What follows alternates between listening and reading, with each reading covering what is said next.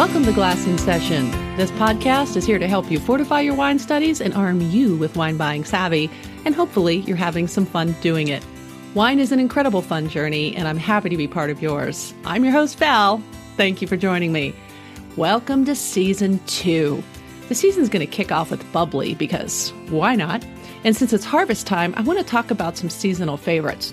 So while I'm not big on holidays, so there's not going to be any of the pair these wines with Halloween candy type episodes. We're not going to do that here, but I love the seasons.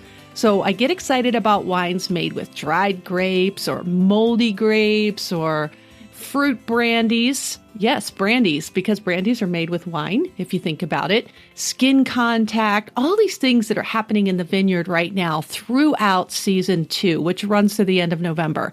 And speaking of November, November is going to be a bit of a surprise. I'm really excited about this episode. I can't even handle it. So what else can you expect in Season 2? Well, you know I've got to weave some of that fringe thread somewhat subtly through the season, and probably through Season 3. I think it's probably going to be my theme. If it's kind of unusual, or if there's an unusual aspect about the beverage, I'm probably going to cover it. I really don't want to be mainstream here. But I say somewhat subtly because nothing about me is subtle, and neither is this wine in my glass. So today, we're going to take a walk on the wild side with Lambrusco. Did you say Lambrusco? I did say Lambrusco. That's not the voices in my head. I'm pretending that somebody out there is asking, did she just say Lambrusco? So just so we're clear on that. But my Lambrusco story is probably a lot like yours, which would elicit a response like that. Somewhere in the 70s or the 80s, you've had an experience with it, maybe in an Italian restaurant, maybe your parents had it in jug form, maybe you had it in jug form. And when you discovered it, you thought, yeah, that's good. Well, so it was with me. And then I rediscovered it when I was old enough to drink in an Italian-themed chain in the late 80s. And then in the 90s, when I was with my family at one of the many dinners that Italians will have when a family member passes on, in this case, it was my grandmother. Well, I ordered it for the family because when Italians die, we eat. We eat a lot. And it's what Grandma would have wanted. My grandmother always used to say, God bless that kid, she eats. Well, I knew this wine that I ordered for the family would please this crowd of hungry Carusos in this Italian restaurant somewhere in Pittsburgh. And it did. I also believe that's where my aunt got on the Lambrusco bus as well. You know what I'm talking about, because decades later, when I was visiting my parents in Florida and I had fixed some dishes for New Year's Eve for the feast and I'd purchased some wines to match with those, my aunt arrived. She pulled a bottle out of her handbag and announced, I brought my own. This was my doing, and I knew it. But isn't that what wine is for? Pleasure? I had introduced her to this wine a decade or so prior, and so you're probably thinking, well, Val, then you're the reason your aunt showed up with a bottle in her handbag. The apple doesn't fall far from the tree, does it? I know. And I know what else some of you might be thinking, that the Lambrusco that I'm going to talk about today is the sweet, bubbly, fruity, cheap Italian cola. Insert your adjective here, whatever you're thinking. But good? Good is relative. Good is subjective. And let's just say that relatives who carry wine in their handbag are good as far as I'm concerned. So yes, Lambrusco is good. It's damn good and it makes people happy. And I always have a bottle in my house on hand to this day because I've introduced my friends to it. And there are many things about Lambrusco I did not know before beginning my wine study adventures a decade ago. So, for one thing, it is a mainstay in Emilia-Romagna. It's not just industrial strength, sweet stuff. This is an actual tradition in this part of the country, and I'll talk a little bit about that. And if you ever go to tour a Parmigiano Reggiano factory in the morning, when you're in that part of Italy, if you have a sip of that with one of their tastings, and I mean in the morning, like just after the cows are milked, that's what I'm talking about. It's actually freaking magical. So hopefully after today, you'll give Lambrusco a second or a third look, as it took for me. Not just the wine, but of all the things it takes to make Lambrusco special. And maybe you'll look at it through a different lens. But first, what is it? Well, we already mentioned it's a wine. It may not be the wine that you're associating with it in your head, but it does come from a handful of appellations. There are actually appellations that produce different kinds of Lambruschi. That's the plural, Lambrusco, Lambruschi plural. And there are a slew of styles, and there are a variety of, well, grape varieties. It's not technically a region itself. So when we talk about the Champagne region or the Chianti Classico region, so despite most of it hailing from what we call the land of Lambrusco, that's where we're going to start. We're going to talk about where it comes from. So as I mentioned, it's not technically a region, but I did give you a few clues as far as where the Lambrusco comes from. So we're in central Italy, just north of Tuscany in the region of Emilia-Romagna. So while being known for the birthplace of Benito Mussolini, the anti-fascist resistance and the Italian socialist movements were also born here. How's that for irony?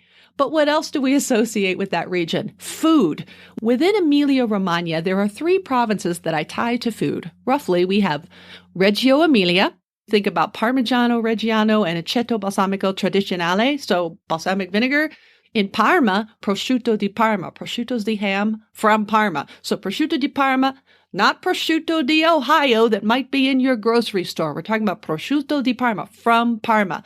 And of course, Parmigiano Reggiano. Makes sense, right? And then we have Modena. Modena, as in Balsamico di Modena. If you ever tour a balsamic vinegar house in Modena, which I got to do, you'll find Lambrusco there too. So in the same day, I got to taste cheese, well, Parmigiano Reggiano being made just after the cows were milked. I got to watch it being made. It's a really cool tour. Then we got to taste it along with some Lambrusco. And then in the afternoon, we went to Modena to a balsamic vinegar house to see how the vinegar is made and how it's aged and stored in these tiny barrels. And of course, the red Lambrusco is what makes a lot of that vinegar. If you're talking about the white vinegar, we're looking at a Trebbiano. Anyway, Emilia-Romagna is a great region to visit. It's a great place to eat your way around. So after this episode, you will want to go drink your way around there as well. So where do we begin? Well, since the appellations of Lambrusco are based on the name of either the grape variety, such as Sorbara, or the place, such as Modena, let's start with the grapes. We'll work our way up to the glass. Today's Lambrusco family of grapes is believed to be the wild vine discovered growing in the flatlands where the ancient Romans had dug their irrigation canals. These canals throughout the agricultural fields, they're known as brughi, B-R-U-G-H-I, from the Latin word brugum, B-R-U-G-H-U-M. Could it be that Roman Lambrugum became today's Lambrusco? Sure. However, another consideration is that Lambusca is another Italian translation of vite selvatica or wild vine. This is interesting because here in the U.S., we have a wild vine species known as Vitis labrusca. It has nothing to do with the other one. It's a totally different species.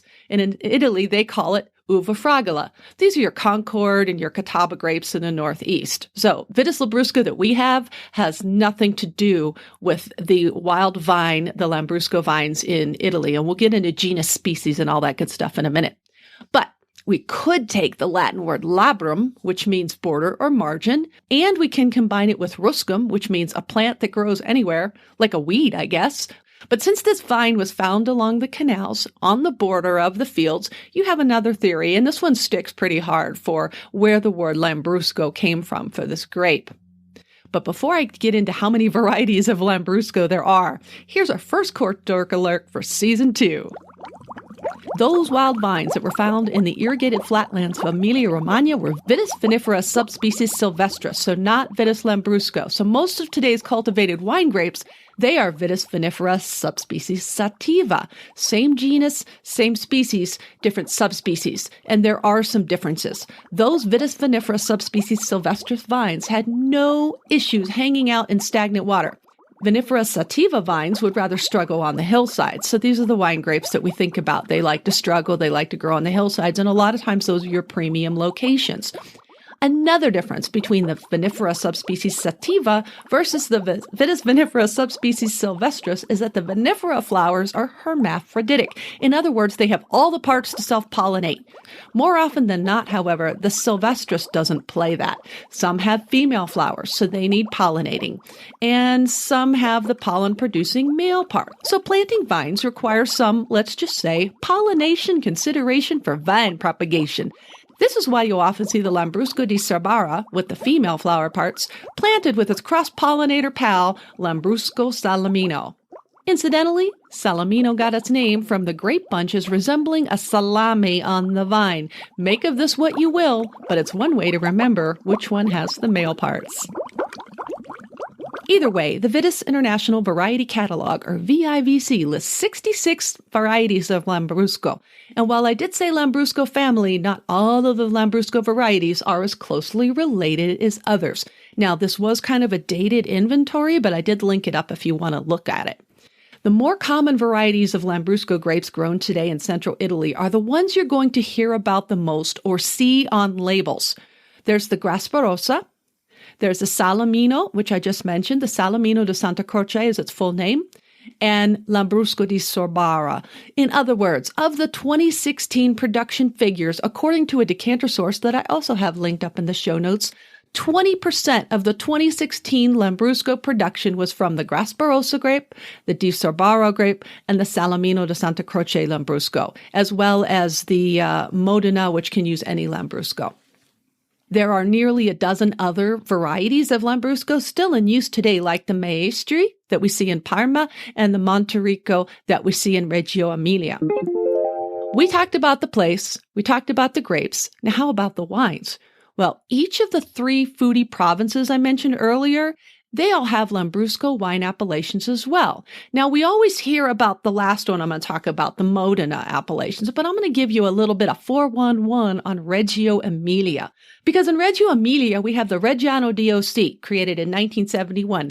Under that, you can find some Lambrusco that must be made with 85% of 9 or so Lambrusco grape varieties. And there's even a Reggiano sparkling wine that's made with Lambrusco grapes, but those are vinified as white wines.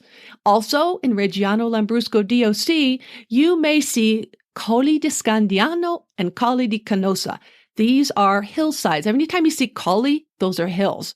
And these are named after an area made up of about 10 or so communes that represent some of the highest quality for this region. This includes Reggiano Lambrusco Salamino DOC, Reggiano Lambrusco Grasparosa DOC, and Reggiano Lambrusco Monterrico DOC. They all have the grape variety in the actual appellation name. So while Reggiano Lambrusco accounts for 2/3 of the 155.74 million bottles of DOC and IGT or IGP now, Lambrusco produced in 2016, only a mere 6% came from these more premium bottlings that I just talked about. Now let's quickly move on over to Parma. Colli di Parma was an appellation created in 1982.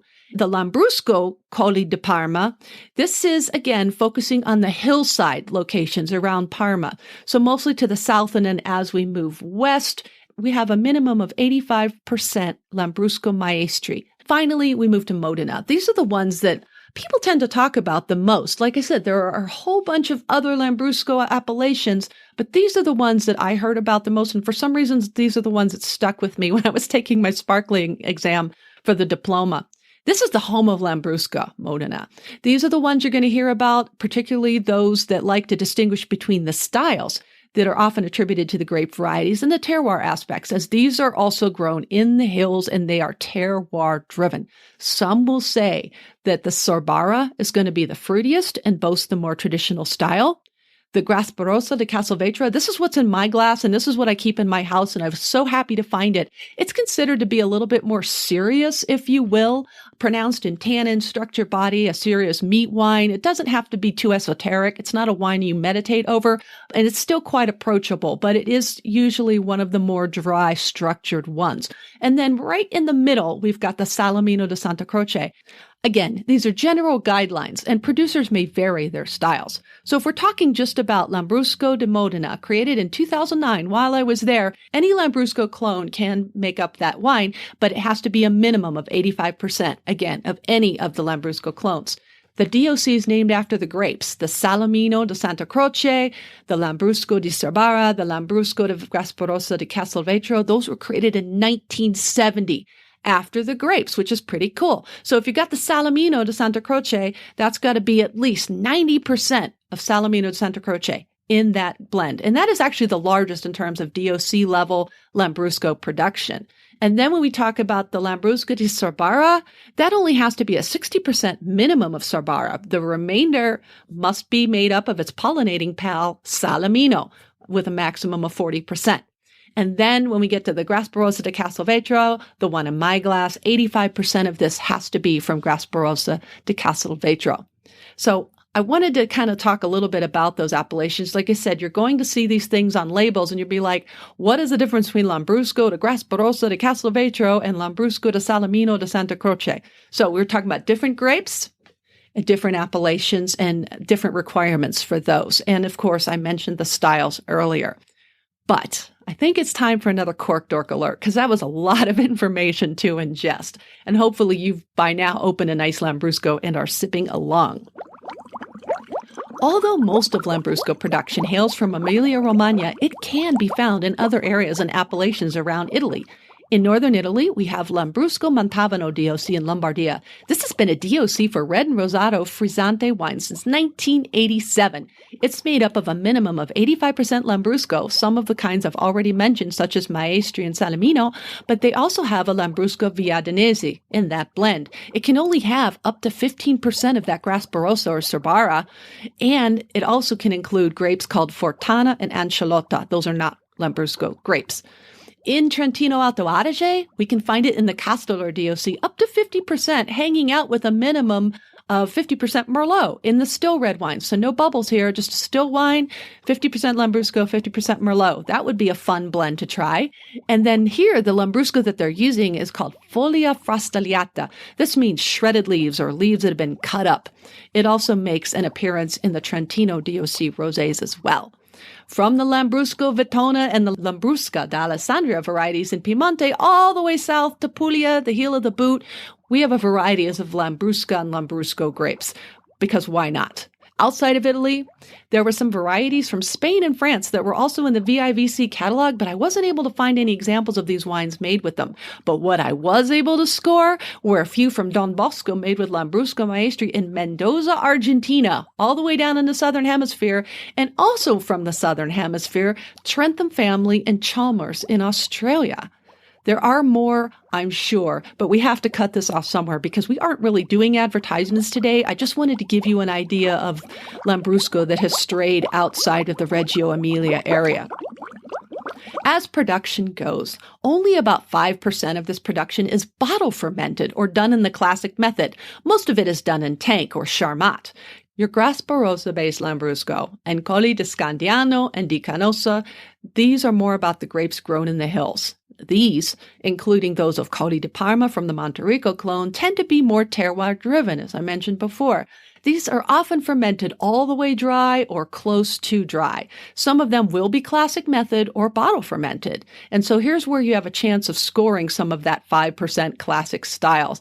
And you'll know because you'll pick up those toast or those mushroom spices amongst the wine's structural elements, like the tannins I mentioned earlier, some acidity, body, and the complex palette of dark fruits, blackberry, herbs, and spice. So again, if you're picking up the toast and mushroom, then you may have one of those 5% classic produced styles. Otherwise, this is not the Italian cola that I think a lot of us might have been thinking when we started looking at the word Lambrusco. And a lot of the articles that I find start out that way. We all know the industrial Lambrusco that hit the U.S. markets in the late 60s, early 70s, but it is much more diverse and, dare I say, gone more wild than many people give it credit for.